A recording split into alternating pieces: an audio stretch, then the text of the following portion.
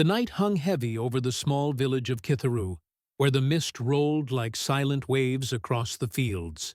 The ancient baobab trees stood tall and still, their shadows stretching across the thatched roofs like dark arms reaching for something unseen. The air smelled of rain and wood smoke, but beneath it lingered something older, something watchful. Inside a small clay house at the edge of the fields, Amara sat awake beside her baby's crib. The faint light of a clay lantern flickered on her tired face. Her eyes were hollow from nights without sleep, and her hands trembled slightly as she tucked the thin blanket around her daughter. It had been 6 months since her husband, Kobe, was taken by the river, found lifeless after the Great Flood. People said it was an accident, but Amara never believed it. Ever since that night, strange dreams had followed her, whispering through her sleep like voices carried by wind. She dreamed of women dressed in flowing cloth, faces hidden by gold dust, their hands reaching toward her. They called her name in a language she didn't understand. Amara, return to us. Each morning she woke up drenched in sweat, clutching her chest, her heart racing. And every night, the dreams grew louder. She tried to ignore them. She tried to live like everyone else in the village, washing clothes by the stream, grinding grain in silence. But there was a heaviness in the air around her home, as though the walls carried memories she could not see. Amara had stopped going to the gatherings at the elder's hut. She no longer joined the women who sang to the spirits at dusk. She told herself she didn't believe in those things anymore. Not after Kobe's death. The gods had been silent when she needed them most. Her only comfort was the sound of her baby's breathing. Soft, rhythmic, innocent. That night, the wind rose again, brushing against the cracked window. The baobab trees outside swayed gently, their leaves whispering secrets to each other. Amara pulled her shawl tighter and closed her eyes for just a moment.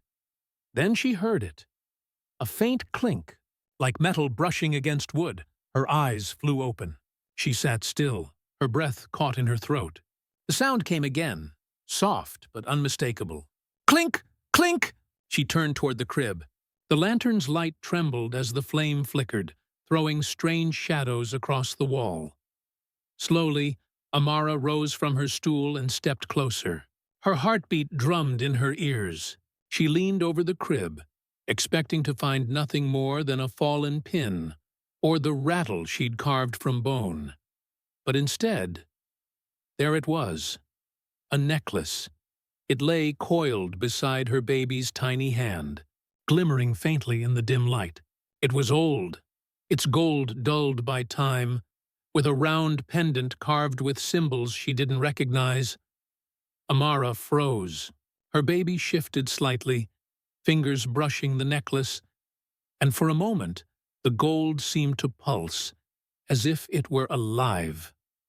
Her breath caught. She had never seen this object before. No one had entered her home that day. The door had been locked, the windows barred against the storm.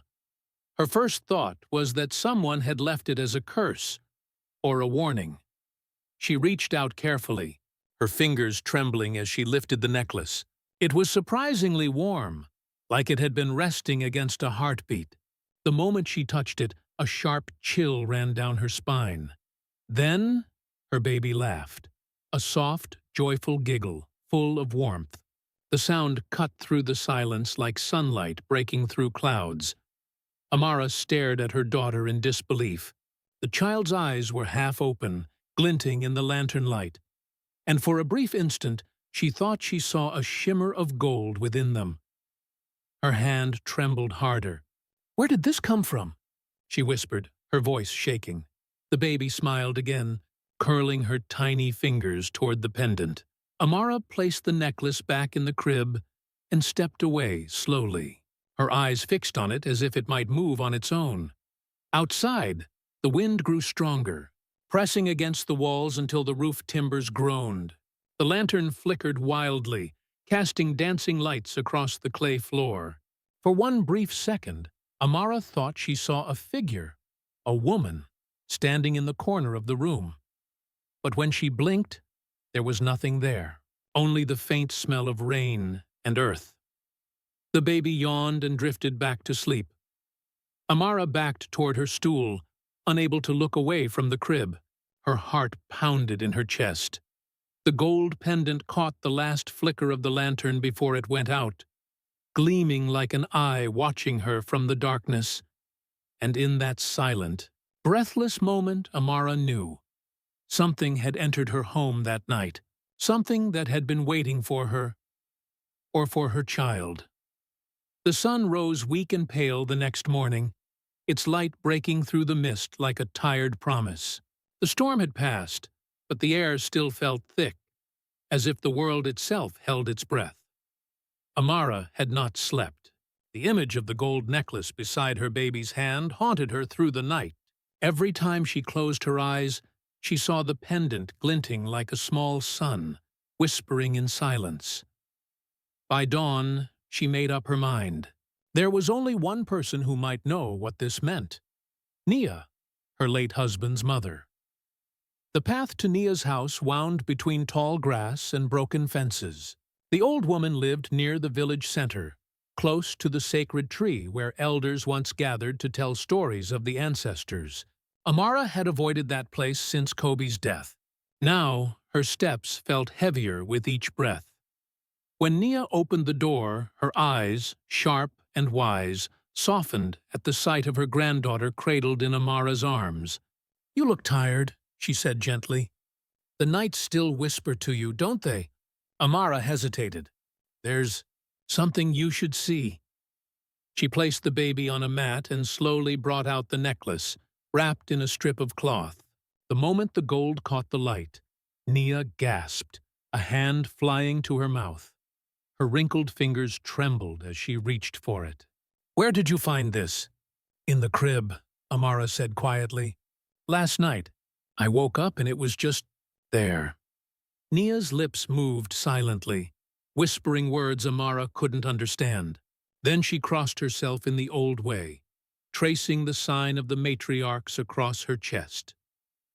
"This," Nia whispered, "should not be here. It was lost generations ago." Amara frowned. "You recognize it?" Nia nodded slowly, her eyes distant. "This is the necklace of the matriarchs of Erindu, our bloodline's sacred mark. It belonged to the women who could speak to the spirits, the protectors of our people. But during the Great Division, when the families turned against one another, it vanished. Some say it was buried with the last matriarch. Others say it was stolen by envy." She looked up sharply. "No one was ever meant to find it again. They said that when it returned, it would bring either healing or destruction." Amara felt a chill move through her body. "Destruction or redemption?" Nia said softly. "It depends on the heart that carries it." Amara glanced at her baby, sleeping peacefully on the mat. For a moment, the pendant's reflection seemed to shimmer across the child's face, and Amara looked away quickly. "I don't believe in such stories anymore," she said firmly, though her voice trembled. "They're only tales told to frighten children." Nia's gaze hardened. "And yet, it found you." The room fell silent except for the slow creak of the wind through the shutters. Amara wrapped the necklace again, her hands shaking. "I'll throw it away." But as soon as she said the words, the flame in Nia's hearth sputtered, a sudden gust of wind blowing through the house, though every window was shut. The baby stirred, making a soft sound, half laugh, half sigh. Nia stood frozen. "Don't," she whispered. "It won't let you?" Amara looked at her in disbelief, fear rising in her throat. "It's just a piece of metal." "Then why does the wind follow it?" Nia asked quietly. Amara said nothing. That night, back in her own home, she placed the necklace inside a clay pot and set it on a shelf. She told herself she would take it to the river in the morning and let it sink forever beneath the current. But as she lay in bed, her baby began to laugh again, soft and musical. Amara turned, heart pounding. The room was dark, except for the faint light from the dying fire. The baby was awake, eyes open wide, staring at the empty corner of the room. A cold draft swept across Amara's skin. The clay pot rattled on the shelf. "Stop it," she whispered, clutching the blanket. "It's just the wind." Then, clang. The pot fell, shattering into pieces. The gold necklace rolled across the floor, glimmering as it stopped beside the crib. Her baby reached out toward it, giggling. Amara's breath caught in her throat. She picked it up with shaking hands and could swear, for a heartbeat, that it felt alive. A pulse beneath the metal. "Why won't you leave us?" she whispered. The fire crackled weakly, as if answering her. The air thickened, pressing against her chest until she could barely breathe. Was it protecting her child? Or was it trying to claim her? She looked at the pendant again, its carved symbols flickering in the firelight. Somewhere deep inside, beyond her fear and disbelief, a strange sense of recognition stirred, like the echo of a memory she did not know she had. And as the night stretched on, Amara understood one thing clearly. Whatever this necklace was, it had chosen her house for a reason. The nights grew heavier after that. Each time Amara closed her eyes, she found herself walking through a world she did not know, yet somehow remembered. The ground beneath her feet glowed like embers. The air was thick with the scent of wild jasmine and burning wood, and all around her stood women, dozens of them, cloaked in shimmering cloths that rippled like moonlight. Their faces were veiled, but their voices rose in haunting harmony. They chanted words in a language Amara could not understand. Still, every note pulled at her heart like a memory buried deep inside her bones. When they spoke, it was not with sound, but with echoes inside her mind. The chosen mother must awaken. The promise must be fulfilled. Amara tried to speak, but her voice would not come. The women lifted their hands, and flames bloomed around them. Not wild or burning, but bright and alive. Within the fire, she saw a child's face, her own baby, reaching out to her. She awoke with a scream. Her baby was crying, and as Amara rushed to her, she saw the gold necklace glowing faintly beside the child's chest. Its light pulsed with every breath her baby took, dim, then bright, like a heartbeat. She touched it carefully, and instantly the crying stopped. The baby sighed softly and fell back asleep. Amara's eyes filled with tears. "What are you?" she whispered. The air around her seemed to answer with silence. Deep, listening silence. By the next morning, the whispers had reached the village. Children whispered as Amara walked by. Old women crossed their fingers and muttered prayers. Some looked at her with awe, others with fear. Word had spread that she had found the necklace of the matriarchs. One man said he'd seen strange lights glowing in her window at night. Another swore he'd heard the sound of women singing near her home, though no one was there. Amara tried to ignore them, but their voices followed her everywhere. The spirits walk with her. She's been touched. It's not natural. She wanted to scream that they were wrong, that she was just a mother, nothing more. But deep inside, even she no longer believed that. Something had changed. Sometimes, when she rocked her baby to sleep, she could hear faint humming, a soft tune that her child made without even realizing it. The melody was old, familiar, and hauntingly beautiful. When Amara tried to hum it back, she felt warmth spread through her chest, a gentle but powerful energy, like sunlight pouring into her soul. Still, fear grew beside the wonder, because that same night, her baby's laughter turned into quiet murmurs. Words Amara couldn't understand escaped the child's lips as she slept, soft and ancient. And then came the fever. It began with a flush across the baby's cheeks, then a heat that burned through her tiny body. Amara pressed a wet cloth to her forehead, whispering prayers she had long forgotten. "Please," she begged, "don't take her." The baby's skin glowed faintly in the dark, not from the lantern, but from within. And the necklace! It shimmered brighter than ever, the symbols on it shifting like ripples on water. Amara's hands shook as she lifted it. She wanted to throw it away, but couldn't. Something in her heart whispered that the child's life was tied to it. Desperate, she wrapped her baby in cloth and ran through the village, her bare feet hitting the dust road. The moon was full, cold, and white. Dogs barked as she passed, and the wind howled through the trees. She stopped outside a small hut on the edge of the village, the home of Elder Mabata, the old seer. His door creaked open before she could knock, as though he had been waiting. He was blind in one eye, but when he looked at the baby, his remaining eye gleamed like a star.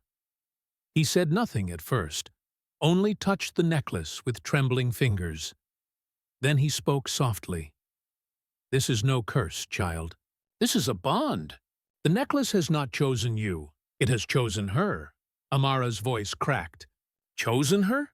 For what?" Mabata's gaze lifted toward the night sky. "For something that began long before you were born. There was a promise, a vow made by your bloodline. This child carries it now." Tears spilled down Amara's cheeks. "But she's just a baby." He nodded slowly.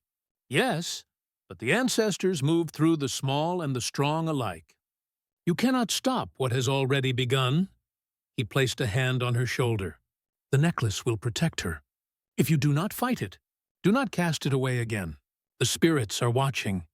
When Amara returned home, the fever had eased.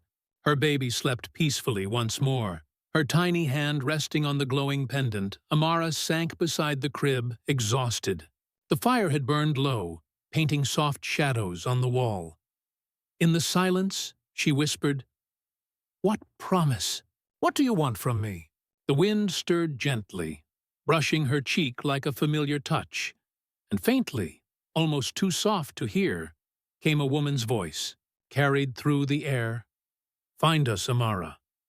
The truth lies where we were buried." Amara froze, her heart pounding. The house felt alive, pulsing with unseen energy.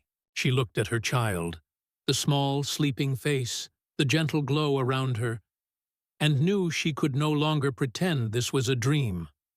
Whatever was happening had begun long ago, and now, through her daughter, the ancestors were calling her to finish it.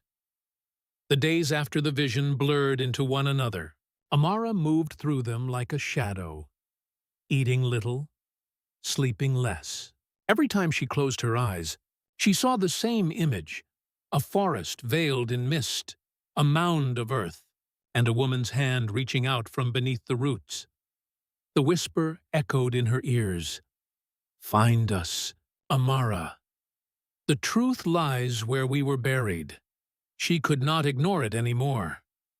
The morning she decided to go, the sky was gray and heavy. Her baby stirred softly in her wrap, resting against her chest, the golden necklace gleaming faintly against the cloth. Mara looked once at her small hut, the life she knew, and then turned toward the old forest beyond the village. Few dared to enter it. The elders said it was cursed, haunted by the betrayed spirits of women who had once defied the chief's wrath. But Amara's heart told her it was where she needed to be. The forest greeted her with silence. Tall trees loomed like ancient sentinels, their roots twisting through the soil like veins. Shafts of pale light filtered through the canopy, painting silver lines across the path.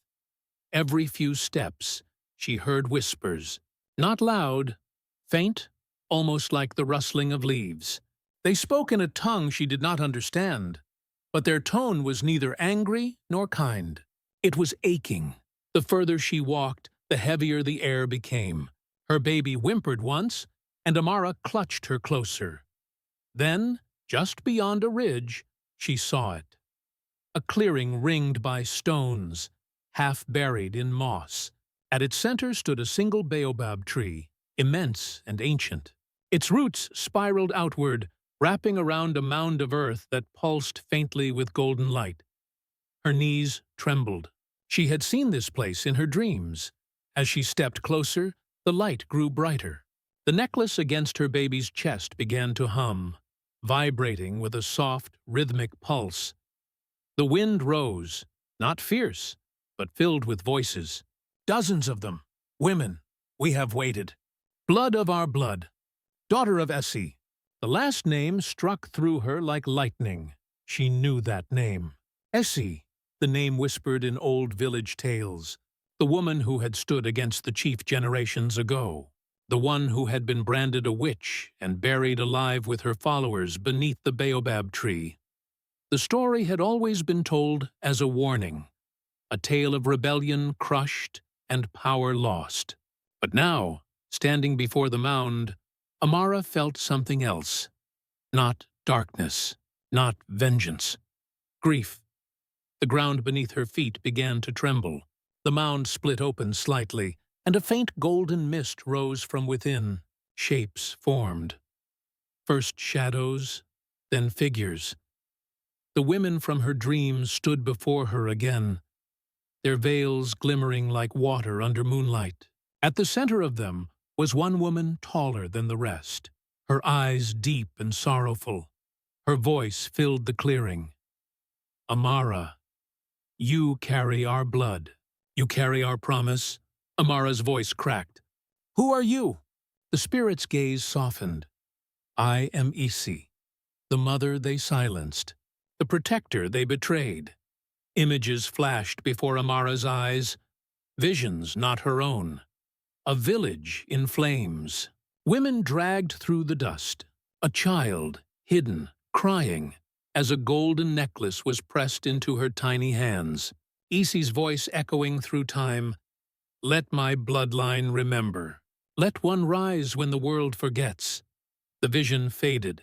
Amara fell to her knees, tears streaming down her face. Why me? She whispered. I'm no protector. I'm just a mother. Essie stepped closer, her form shimmering like starlight. A mother is the first protector, she said softly. When they buried me, I prayed not for revenge, but for rebirth. So that one day, a child of my blood would rise, not with anger, but with courage enough to heal what was broken. She touched the necklace on the baby's chest, and it glowed like sunlight. Your daughter carries our spirit, but it is you, Amara, who must choose what becomes of it. The light around them began to swirl, gold, white, and crimson. The air grew warm, heavy with the scent of flowers and ash. Amara looked at her child, sleeping peacefully, untouched by the chaos, and then back at the spirit. What must I do? Isi's face softened with something like love. Remember us. Tell our story. And, when the time comes, protect her. For through her, our people will remember who they were. As the light began to fade, the spirits slowly dissolved into the mist. The earth closed again around the roots of the baobab. Only the faint whisper of wind remained, and a necklace that now glowed with steady, gentle warmth. Amara pressed her forehead to the ground. I will remember, she whispered. I swear it. When she finally rose, the world around her seemed different. The forest no longer felt haunted. It felt alive. Birds sang. The air smelled of rain and renewal. Her baby smiled in her sleep, the pendant glinting like the morning sun. As Amara walked back toward the village, she felt both lighter and heavier, burdened by truth, yet freed by it. She understood now. The whispers weren't warnings. They were reminders of strength, of unity, of the women who came before. But she also knew something else. This was not the end. The past was stirring, and not everyone in the village would welcome what she had found. The ancestors had given her a mission, but the living would not. Let it unfold without resistance, Amara held her child close and looked toward the horizon. The first drops of rain began to fall, tracing down her face like tears. "Let them come," she whispered. "I will protect her. I will protect us." And somewhere deep within the baobab roots, faint golden light pulsed again, as though the ancestors were listening and waiting. By the time Amara returned from the forest, the sun had set behind swollen clouds. The village felt different, colder, quieter. The air was thick with the weight of eyes that followed her from behind shutters and doorways. She held her baby close, her shawl drawn tight around them both. The golden glow of the necklace was faint but visible beneath the fabric. A soft heartbeat of light that betrayed her every step. As she neared her home, 3 women stepped into her path. Their faces were shadowed by the lantern they held between them. One of them, Adisa, a neighbor and once a friend, looked at her with eyes full of unease. "Where have you been, Amara?" she asked quietly. "The elders have been looking for you." Amara's voice trembled. "I went to the forest," the women gasped softly. Adisa's hand tightened on the lantern. "You went there, alone? With the child?" Amara nodded. "I had to. They were calling me."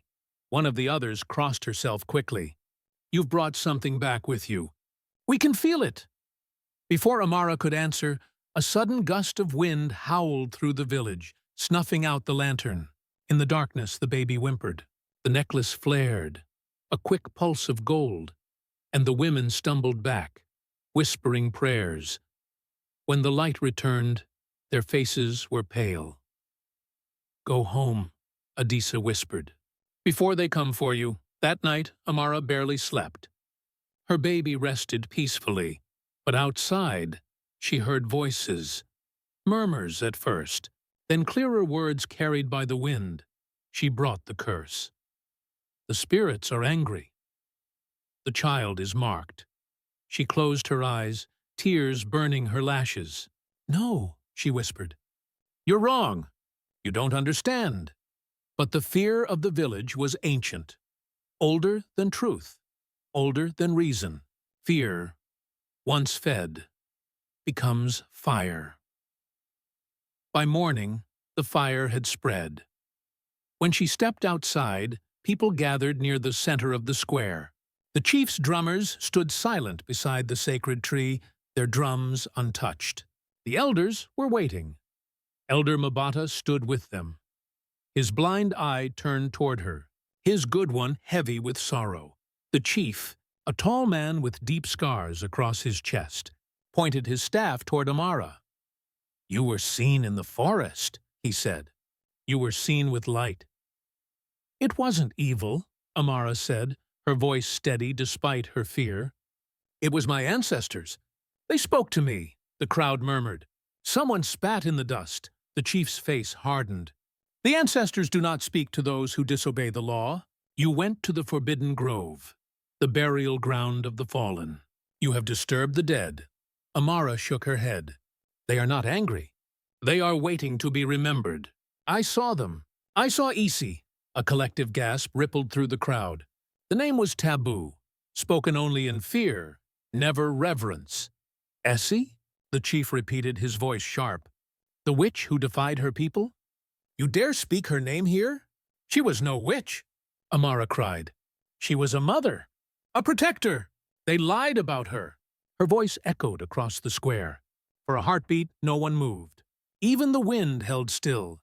Then, like thunder breaking, the chief struck his staff against the ground. "Enough!" The baby stirred in Amara's arms and began to cry. The sound seemed to twist through the crowd like smoke.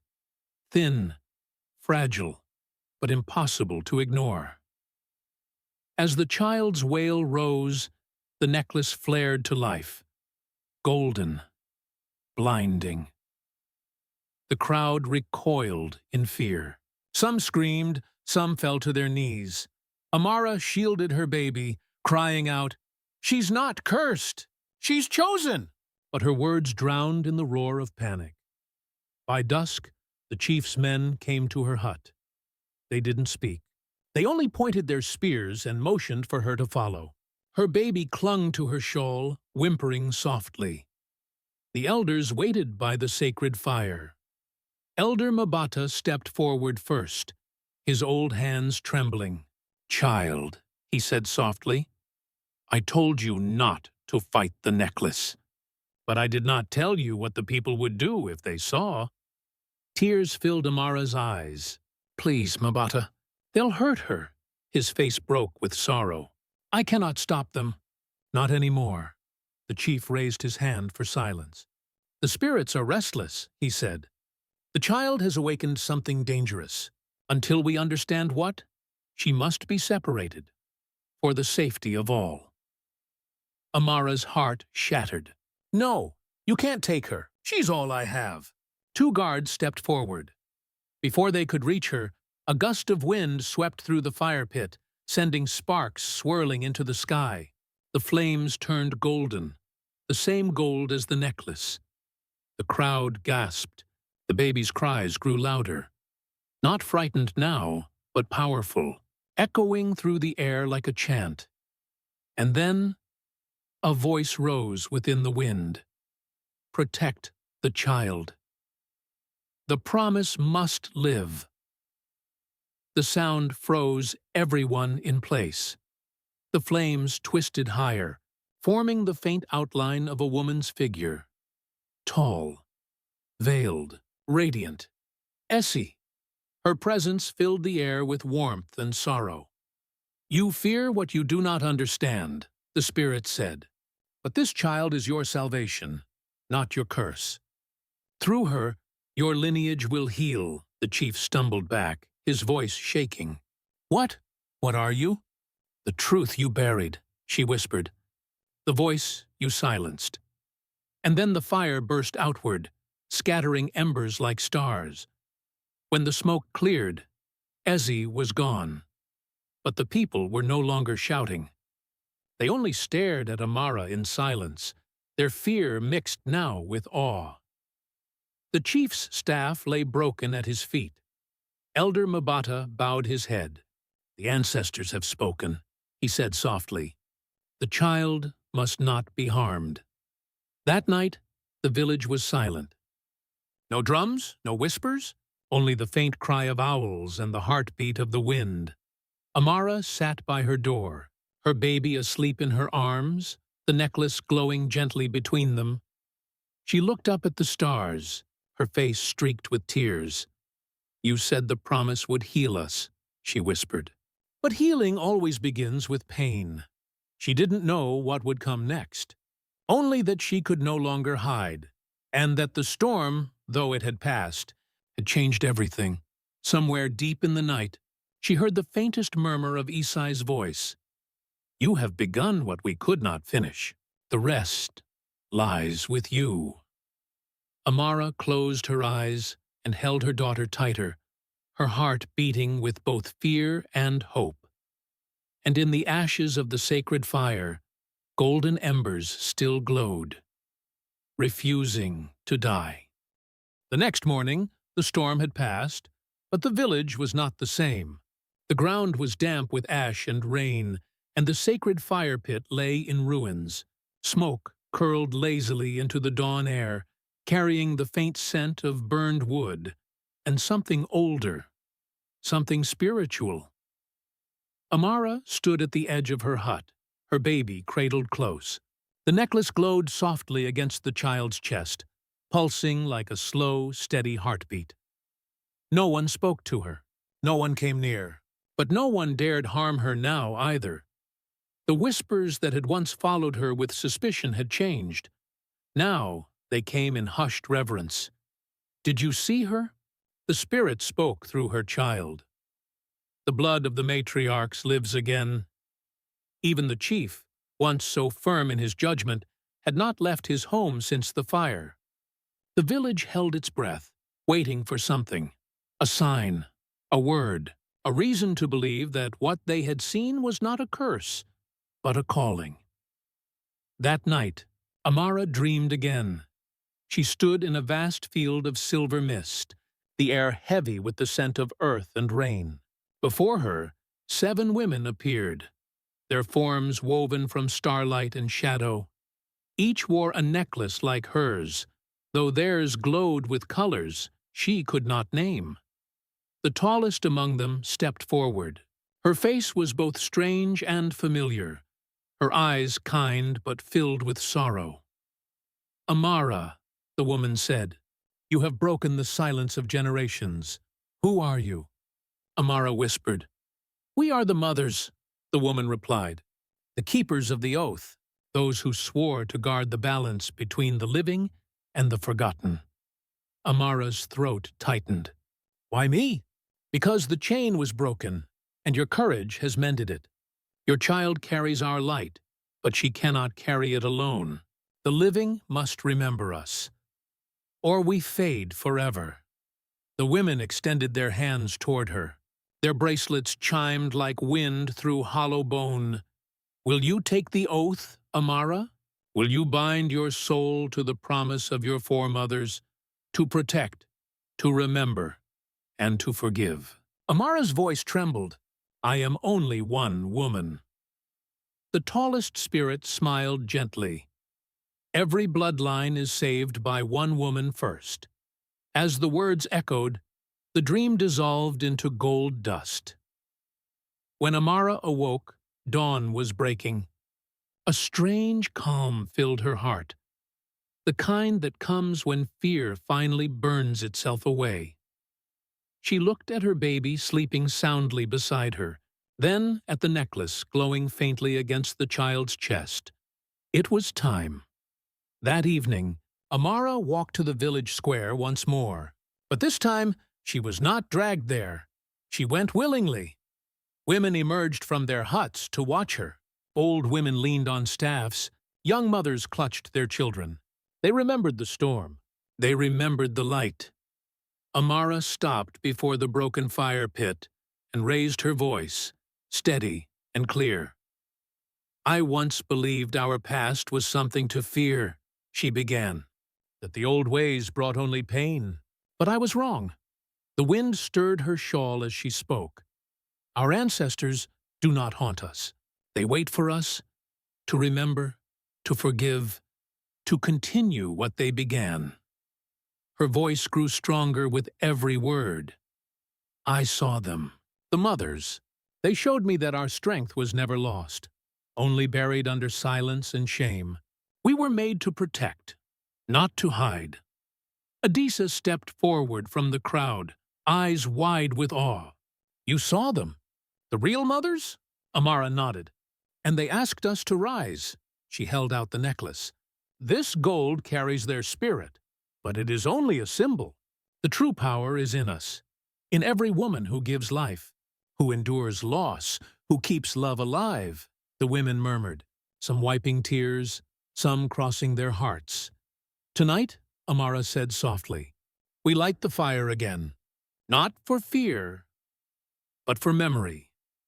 One by one, the women stepped forward. They brought small bundles of herbs, feathers, stones, offerings of their lineage.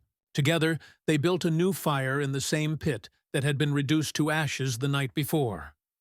Amara placed her hand above the unlit wood. "For every mother who was silenced," she whispered. A faint glow spread from her palm, golden like dawn sunlight. The fire caught instantly, bursting into life. Flames danced high, but gently, their light wrapping the women in a warm halo. Around her, voices began to rise, low at first, then stronger. They were singing old songs that had not been sung for generations. Songs of birth, love, and return. Tears streamed down Amara's cheeks. The baby in her arms opened her eyes, calm and awake. The necklace glowed brighter, and the child smiled. Above them, the night sky shimmered, and for a moment, the faint outlines of 7 women appeared again in the flames, the mothers, watching, approving. When the last song faded, silence fell, a peaceful silence, filled not with fear, but belonging. Amara turned to the circle of women. "This is the blood oath of the mothers," she said. "Not of power or control, but of remembrance. From this night onward, we promise that no daughter of Erindu will be forgotten again." The women raised their hands over their hearts, repeating softly, "We remember. We forgive. We protect." The words carried like wind through the trees, reaching every corner of the sleeping village. Later that night, as the fire burned low, Amara sat beside it, her daughter resting peacefully in her lap. The stars glowed brighter than she had ever seen them.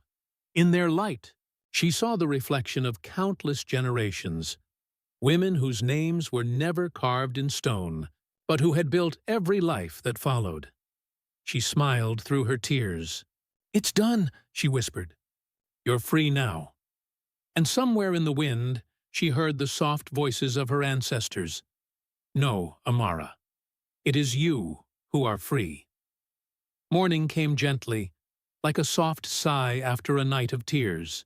The rain had washed the village clean, leaving the earth dark and fragrant. The air felt lighter, touched by a quiet peace no one had known for years. Amara awoke to birdsong, the first she had heard since the storm. The light that filtered through her window was warm and gold, spilling over the woven mat where she lay. Her body was weak, but her heart felt still and whole.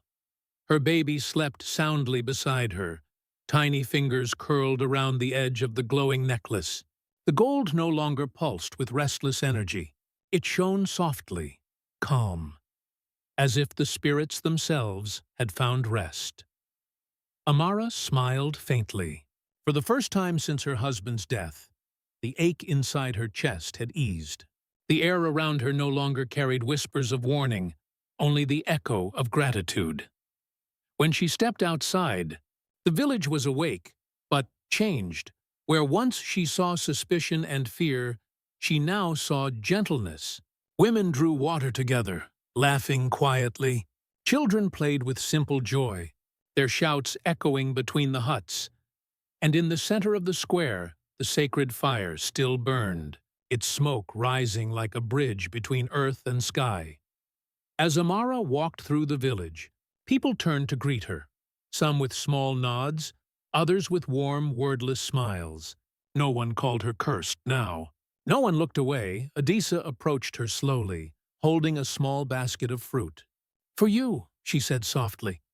"For the child." Amara's voice trembled with emotion. "You don't have to." "I want to," Adisa interrupted. "We were afraid, Amara, but now we understand." Behind her, Elder Mabata appeared, leaning heavily on his carved staff. His blind eye was turned toward the sun, his good one shining with tears. "I dreamed last night," he said, his voice thin but steady. "I saw the matriarch standing in the fire, smiling. They said the circle is whole again." Amara bowed her head. "It's not my doing, Elder. It's theirs. I just listened," he smiled. "That is the hardest thing to do." Days passed. The rains returned briefly, blessing the fields with life. The baobab trees bloomed once more, heavy with fruit. The people began rebuilding the shrine near the sacred tree, not as a place of fear, but of remembrance. They carved the names of their foremothers into smooth stone and laid it at the base of the trunk. Amara visited often, bringing her child with her. She would sit by the tree and tell stories, not of curses and punishment, but of strength and forgiveness. She taught the villagers' children the old songs, the ones their grandmothers once sang in secret. Each night, as the sun fell, their voices rose in harmony, echoing through the misty fields. One morning, as the horizon blushed with dawn, Amara stood at the edge of the village, her baby resting against her chest. The mist shimmered, touched by golden light. For a moment, she thought she saw them. Faint silhouettes of women standing among the baobabs, their eyes filled with pride and peace. The matriarchs, watching. She smiled through her tears. "We're all right now," she whispered. "You can rest." The wind brushed her cheek, warm and gentle, like a mother's hand. She lifted her daughter high toward the rising sun. The child laughed, her voice bright and pure, carrying across the fields. Around them, the air glowed, not from magic, but from life itself. That evening, Amara sat before her home, watching the fire's last embers flicker. Her daughter, now toddling, played with a small woven doll. The necklace hung loosely around her neck, its glow faint and kind. Adisa joined her, sitting quietly beside her. "Do you ever think the voices will return?" she asked. Amara looked toward the sky, where the stars blinked softly. "They never really leave," she said. "But they don't speak in fear anymore. They sing." "And what do they sing?" Amara smiled. "That love never dies. It only changes shape." Adisa's eyes filled with tears. "Then we are blessed." "We always were," Amara replied. Later that night, Amara whispered a final prayer as her child slept. "May you grow strong, little one. May you carry our stories with pride. May you never fear the shadows, for they are the ones who guide us home." The moon rose high, bathing the village in silver light. In the distance, the baobab trees swayed, their roots deep, their branches eternal, like the lineage of mothers who came before. The storm had ended, but its memory lived on, not as destruction, but as rebirth, and in that quiet, sacred night, Amara knew. The world had begun anew, and her daughter's laughter was its first light. The wind that once carried the cries of storms now carried songs. It whispered through the baobab trees, danced across the riverbeds, and brushed against the fields that had once lain barren. Generations had passed since Amara's time. The village had changed. New homes, new paths, new names, but the earth beneath remained the same, sacred and alive. At the heart of the village stood a shrine made of smooth red stone, engraved with the words, "For the mothers who carried us through the storm." Before it knelt a young woman with skin dark as the night sky, her hair braided in the old style. Around her neck hung a familiar necklace, the same one once found in a baby's crib. The gold gleamed softly in the morning light, pulsing with a heartbeat all its own. She was Naima, Amara's great-granddaughter. Her eyes, deep and calm, carried the same warmth and the same quiet fire. Naima spoke softly to the wind, her hands resting on the earth. "My mother told me the story of Amara," she said, "of the night the sky split open and the ancestors came to her in the storm, of how she listened when no one else would." She smiled faintly. "I never met her, but I feel her here, in the roots, in the river, in the cradle of this land." The wind responded with a gentle sigh, stirring the leaves. Behind her, children played, laughing, free. Their laughter was pure, unshadowed by the fear that had once ruled this place. Women tended the gardens, men built new homes, and songs drifted through the air like prayers turned to music. No one spoke of curses anymore. Only legacy, only love. At sunset, Naima lit the sacred fire, a ritual done every year to honor the ancestors. The flames rose, golden and calm, reflecting in her eyes. One by one, the villagers gathered, old and young, mothers and sons, daughters and fathers. Each carried a small token from their home, a bead, a feather, a flower. They placed them by the fire, forming a ring of remembrance. As the fire burned, Naima began to sing. The same lullaby Amara once whispered to her child long ago. It was soft, haunting, and full of life. The others joined in, their voices weaving together like threads in a tapestry. Above them, the night sky deepened. Stars blinked awake, forming constellations that seemed to shimmer in rhythm with the song. For a moment, Naima looked up, and she saw them. Faint, radiant shapes among the stars. Women standing side by side, their eyes gentle and proud. Amara among them, the matriarchs, watching. Their mouths did not move, yet Naima heard their voices within her heart, strong and kind. We are the roots beneath your feet. We are the whispers in your breath. As long as you remember, we never fade. Naima's eyes filled with tears. She placed a hand over her necklace. Warm now, glowing softly. I remember, she whispered, and I will teach my daughters to remember too. As dawn broke, the villagers returned to their homes, leaving the fire to die into ash. Naima remained a while longer, staring into the embers, feeling the heartbeat of the land beneath her palms. In the quiet that followed, the wind rose again, carrying the faint sound of a baby's laugh. Distant, pure, timeless, she smiled. Another child born, she said softly. Another voice added to the song. She stood, her silhouette framed by the rising sun, her shadow long across the earth. The living bridge between what was and what will be. The world had moved on, but the story never ended. It only changed hands, from mother to daughter, from heart to heart, from cradle to cradle. And so the echoes remained, not haunting, but guiding, reminding all who listened that love, once born, can never die.